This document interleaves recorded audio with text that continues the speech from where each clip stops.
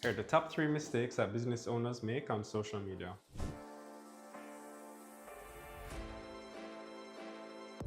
Mistake number 1, not having a clear content focus.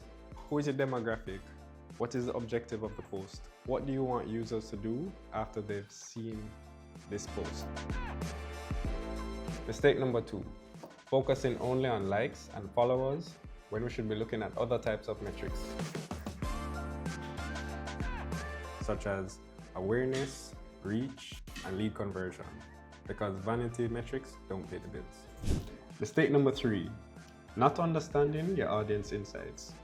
By this we mean your top content by views, shares, reach, awareness, understanding who your audience is. Sometimes the person that walks in your store is not the same person who follows you on your social platforms. So you really need to understand how your content is performing and who it's reaching so that you can make changes for the following month. So most SMEs are active but ineffective. So let's work on changing that.